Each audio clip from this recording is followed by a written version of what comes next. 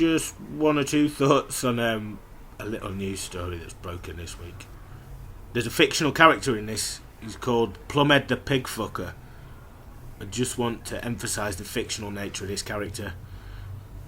Point out he's in no way representative of David Cameron, the Prime Minister of the UK, the man who this week it was alleged fucked a dead pig in the mouth.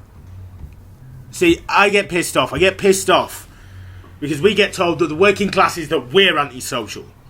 And maybe we are from time to time, but these lurid stories about how when we socialise, town centres are terrorised, and these delicate sensibilities come out the woodwork and are quoted about how they are offended by people singing loudly or the fact that they once caught a glimpse of two people fucking down a back alley somewhere.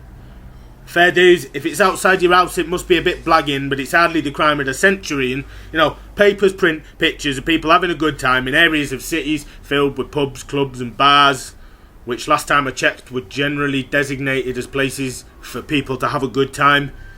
And then they print headlines and bawl about feral chavs, neds and scallies. Alright, maybe there's a little bit of verbal. Maybe there's a scrap or two, quite a bit of vomit. Perhaps a window even gets smashed. But honestly, tell me, on an average Friday, in your local club or pub, how often, if ever, do you see a gang of future politicians in top hats and tails with dead animals splayed on the table for all to see, whilst in a big circle they take it in turns to fuck it in the mouth and take pictures to blackmail each other with? Right, if this happens, it's passed me by, I have missed it. And I'll say I'm not the most observant, I can admit that, but you'd just fucking notice, wouldn't you? Anyway, look, my point is, what Plumhead the Pigfucker did is not an example of getting rowdy, of letting off steam after a 40-hour week, or of experiencing parental independence for the first time and going off on that wild streak. No.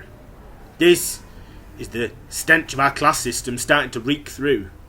Their morning suits cannot contain the pus that's starting to ooze through the seams.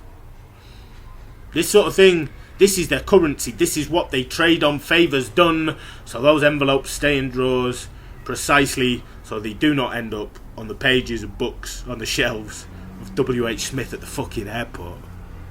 Like Malcolm said, Tucker, not X, if stuff doesn't leak, then that shit builds up and it explodes. And they've kept this stopper in for a while. That thieving fucker Ashcroft, he's just necked that critical pint and he's about to break the seal. I reckon it'll be less of a drip and more of a gush. He seemed pretty pissed off about not getting that job. Let's not let this be redressed.